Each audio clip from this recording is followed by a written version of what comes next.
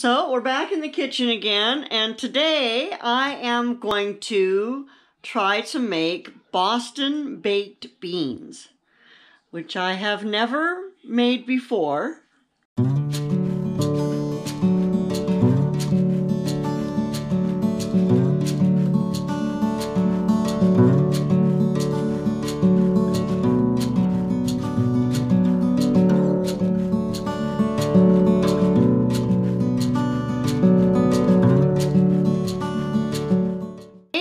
Like ham and bean soup and stuff before, but I've never tried to make baked beans. And then I'm going to try to can them.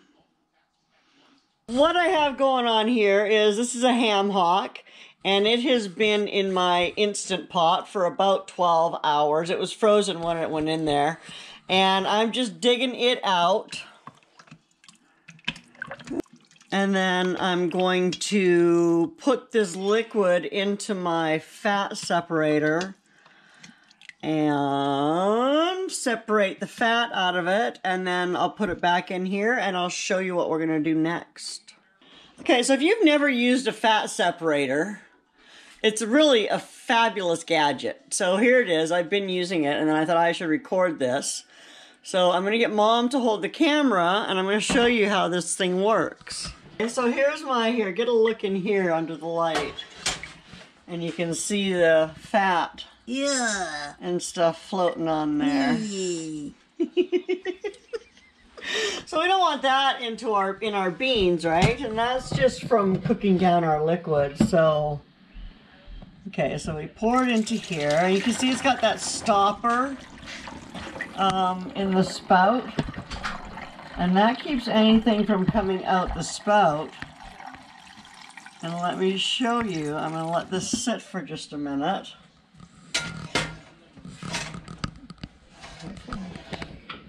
One Mississippi, two Mississippi.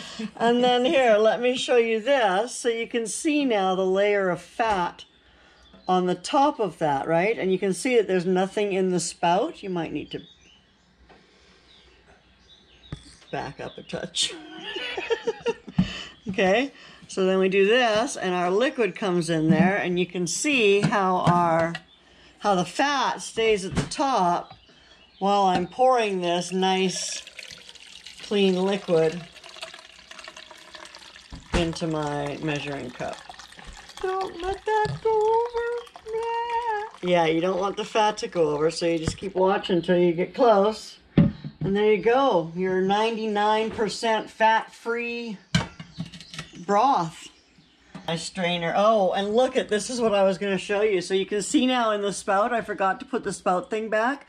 See how I have oil in the spout now? Can you see the spout through there? I see it. Okay. Yeah, so I'm actually going to pour that back into my pan. So that's why you put your spout in. Your stopper. Your stopper into your spout. Yes, thank you. Where did you get that thing? Amazon? Probably, or I might have gotten it at, I don't know, Superstore or something. But so now you can see I don't have any fat in my spout. Right? And then when I open this up, I start putting the liquid in there and not the fat, because the fat floats to the top. Okay, so I have a recipe, and it is from daringgourmet.com, and I'm going to kind of follow it. So I'll do a close-up so you can get a look at what's in here. Okay, so I've thrown in all of my ingredients. Oh, except for my garlic. Shoot, cancel. Oh, this is what my beans...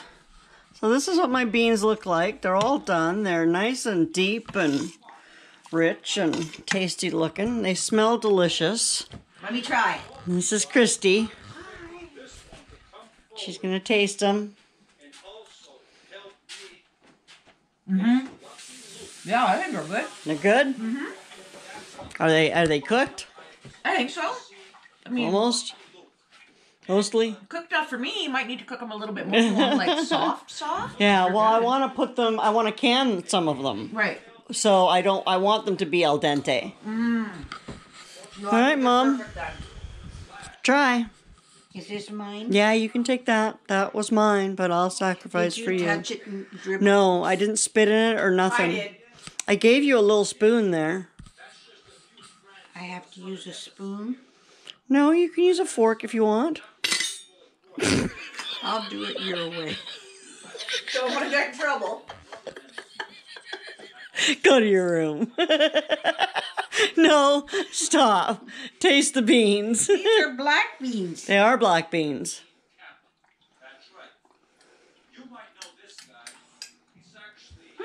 Yeah. They're good. They're good? Yeah. Okay. So the beans are a big hit. Oh, yes. So we're going to go ahead and can them, and then if there's any left after we're done canning, we will go ahead and eat those. Otherwise, we're going to have some hot dogs. But anyway, Christy asked why I put those in the oven, and the purpose of doing that is because A, I'm lazy, and B, I didn't want to try to fill something up with water and boil water and get them hot.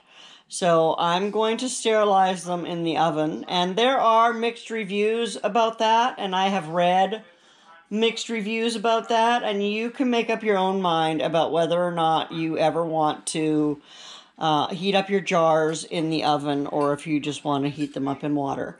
I am heating them up in the oven, and I'm going to fill them with those beans, and I'm going to pull out my electric canner, which is another controversial piece of equipment, and I'm going to go ahead and can up some jars of these beans because they are delicious. So the canner is bubbling. We're almost to a steady stream of steam. And this should pop to an E anytime.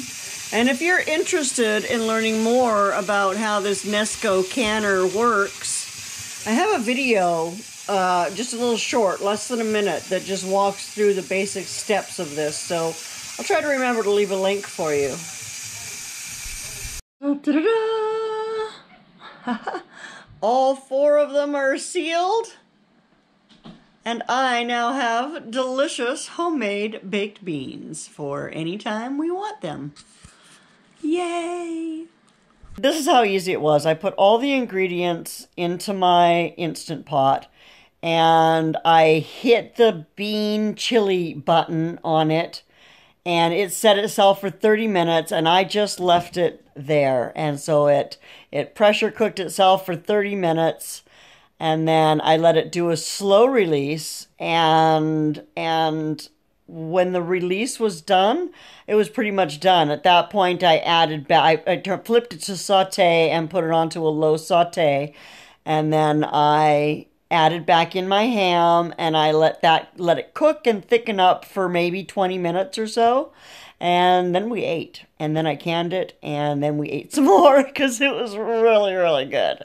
Yeah, so that's it. That was making baked beans. It was so much easier than I thought it was going to be, and so much less intimidating than I thought it was going to be, and the results were absolutely delicious. So if you haven't ever tried making your own homemade baked beans from dry beans from scratch, doing it all, you should try it because it's really easy and it's really, really, really worth the taste. So have yourself a fantastic day. I will see you soon. Bye now.